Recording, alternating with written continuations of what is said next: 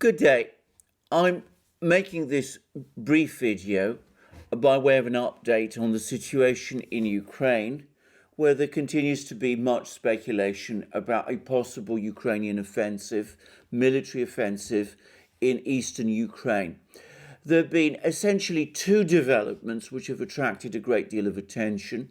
One is the arrival of an American cargo ship in the Ukrainian port of Odessa, which supplying hundreds of tons of military equipment to the Ukrainian military, which some people have seen as signifying a U.S. support for an imminent Ukrainian offensive in eastern Ukraine, and the other is the arrival and discussions in Ukraine of a senior U.S. military officer, which many people again have seen as indicating that the U.S. is coordinating with Ukraine in advance of that intended offensive. I would add that there are also increasing numbers of reports of shelling going on in eastern Ukraine between the forces of the Donetsk and Lugansk People's Republics and the Ukrainian military, which has been brought closer to the ceasefire line. Now, in previous programs, I have expressed skepticism that a Ukrainian offensive is indeed pending, and I'm going to maintain that skepticism in this video. Saying this, I want to make it very clear that this is skepticism and doubt. It is not certainty. In Ukraine, nothing is ever certain, and there is always the possibility that someone in Kiev, whether President Zelensky or one of his officials, might decide from one moment to the next that Ukraine should go for broke and launch an offensive despite the likely catastrophic consequences of doing so. Some of the language that comes out of Ukraine is always worrying and reckless, and does make one wonder about the intentions of some people. There have even been some comments from Ukraine recently about Ukraine launching a military offensive to regain Crimea from Russia, which, to be very clear, it would be suicidal for Ukraine to try to do. Having said that, I do still maintain this skepticism. It has always seemed to me ultimately unlikely that a side is so desperate that it will launch an offensive in the knowledge that it will lose. And to be very clear, any offensive launched by Ukraine in eastern Ukraine would have that all but certain prospect. We recently, by the way, had an important demonstration of the extent of Russian military power and of Russia's enormous standoff missile capability as a result of a major missile launch that the Russians launched against jihadi-controlled oil facilities in Syria on 21st March 2021. We don't have full details as to what exactly happened, but it seems that the Russians may have launched an Iskander missile strike on an oil facility in northern Syria, controlled by jihadis. And it seems that this strike caused major fires and the destruction of 180 oil tankers at this particular facility. That is a massive amount of damage from one single strike. We know that Turkey, which is the protector and patron of some of these jihadi groups, and which has apparently been benefiting from some of the oil smuggling that takes place in northern Syria, was sufficiently alarmed by this incident to complain about it to the Russians and to ask the Russians to desist from doing it further. I'm not going to discuss that Russian missile strike in northern Syria further in this program, but I would say that if any kind of Ukrainian offensive were launched in eastern Ukraine, the Russian forces that are now positioned along Ukraine's eastern border would have more than sufficient capability to launch strikes of far greater intensity against the Ukrainian forces than the ones we have just witnessed in Syria.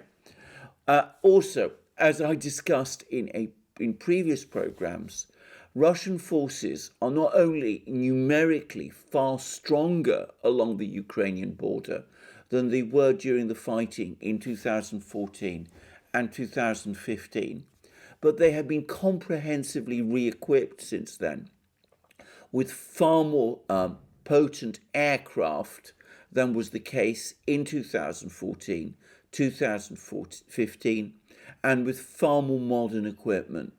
This greatly, completely outmatches any degree of re-equipment of Ukrainian forces in Ukraine, which has taken place since that time. Moreover, and as I have also discussed in previous videos, Russia is in far better shape to resist any sanctions the West might be minded to impose as a result of any fighting in eastern Ukraine than was the case in 2014, 2015. So, from a Russian point of view, sanctions are not the limiting factor that they were then. However, I digress.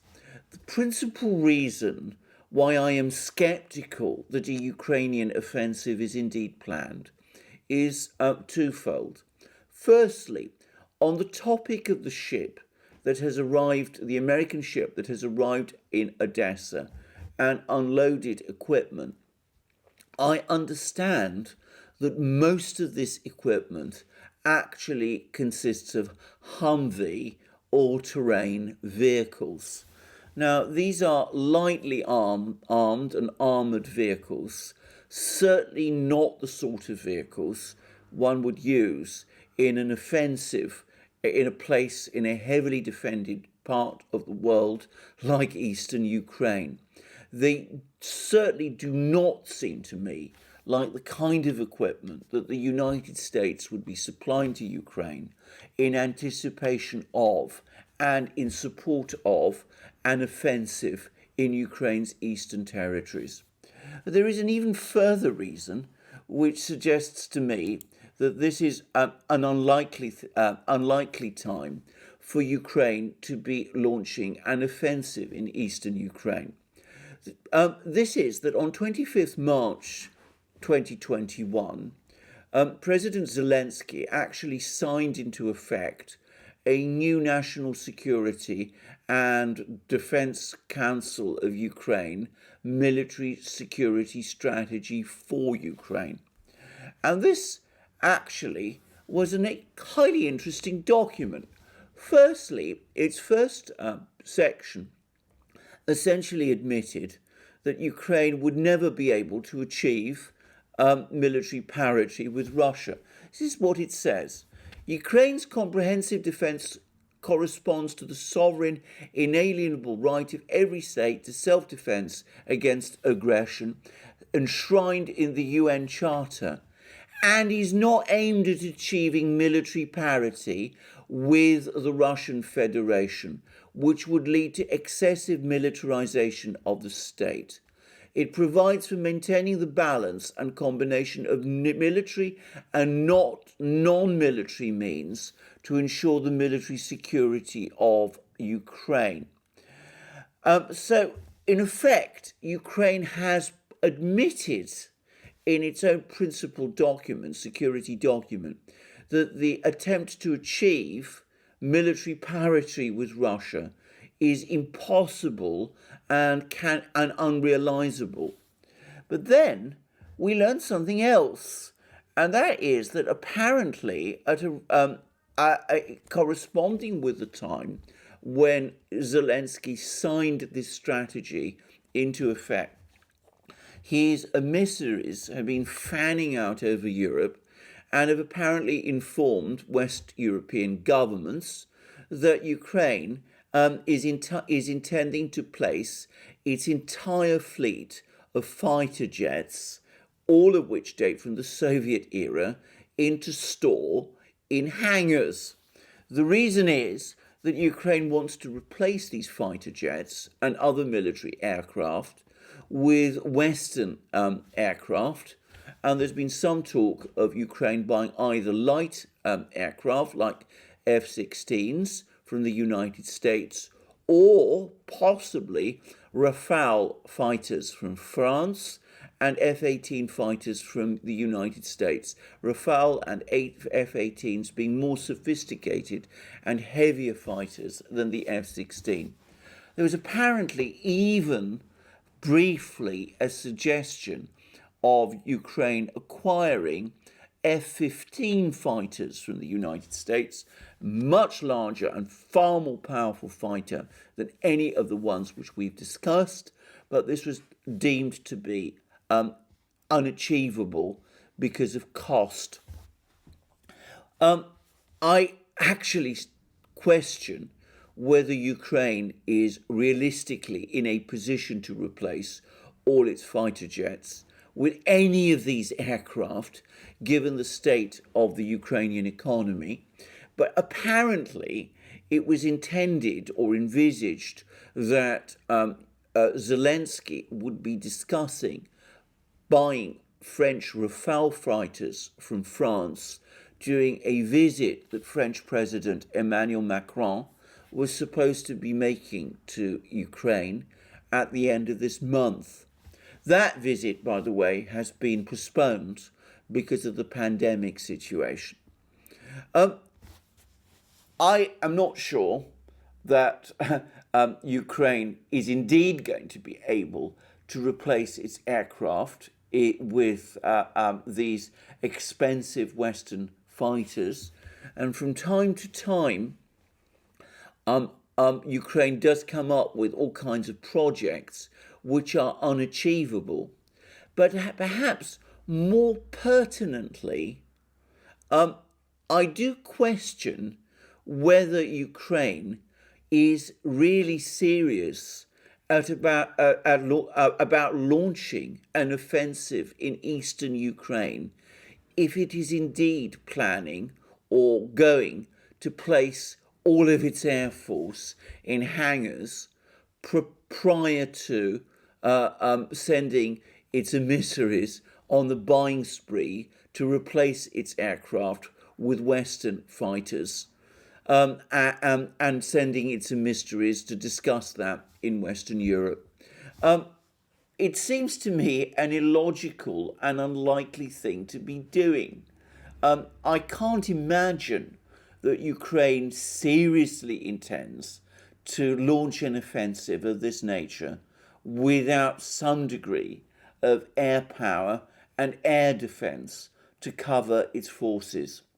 So the fact that Ukraine is talking in this way about grounding its air force and placing it in hangars seems to me to argue against any real Ukrainian plan to launch an offensive in eastern Ukraine at this time. Of course, it could be that this is all deception, that Ukraine has no real plan to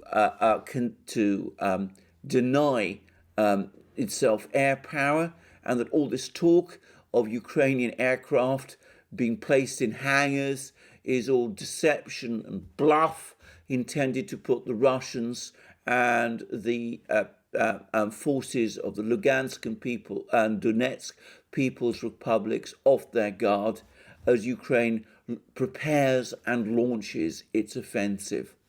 I have to say that I think that is extremely unlikely. The Russians undoubtedly follow what goes on in eastern Ukraine extremely carefully, and would certainly know whether it was actually the case whether Ukrainian aircraft really were being sent to hangars or not. Anyway, there we are. I have to say, I'm still skeptical that an offensive is indeed being planned. I think that people are perhaps misreading some of the signs on the ground. Shelling between the rebel republics, the breakaway republics, and the Ukrainians happens always on a regular basis. And by the way, the indications at the moment are that it is the Ukrainians who are suffering more from it than the two breakaway republics are, because their artillery appears to be better organized than the Ukrainian artillery is. These indications that the Ukraine's aircraft fighter force, is unfit for purpose and may be soon placed in hangars, does not seem to me to suggest a plan for an offensive. The admission in the military report that Ukraine is not able to match Russia's military power, again, seems to suggest that Ukraine at the moment is not really planning an offensive, and that the Ukrainians at the moment are more concerned about defending what they have in eastern Ukraine than trying to retake what they have lost. And as I said, this ship, this US ship, with its supplies of hundreds of tons of military equipment, may be a misreading of the signals, given that most of the equipment that was supplied by the ship appears to have been Humvees, which are not really suitable for an offensive in eastern Ukraine. Having said that, skepticism on my part, doubt on my part, certainty, I repeat, is impossible. It's conceivable that an offensive is indeed coming. I don't know, but for the reasons I've set out in this program and in previous programs on this channel, I think it unlikely. Thank you for joining me for this video. Thank you for following me on this channel. Please also check out our other channel, our main channel, the Duran, where I do programs with my colleague and friend Alex Christoforou. Please also check out Alex's channel and our new channel where we show the interactions we make with our viewers on our live streams. You'll find links under this video. Please check us out on our other platforms, BitChute, Library, Rumble, and especially Odyssey. Please support us to the extent that you can through PayPal, Subscribestar, and Patreon. And remember, we accept donations in Bitcoin and in other such currencies if you are minded to make your donations in that way. Also, please check out our Discord server and check out our shop, where you find great things like our famous magic mugs, our wonderful t-shirts, long-sleeved and short-sleeved, our hats, our hoodies, and our sweatshirts. And have a wonderful day, and I look forward to you joining me in future programs, both on this channel and on our other channels. Thank you.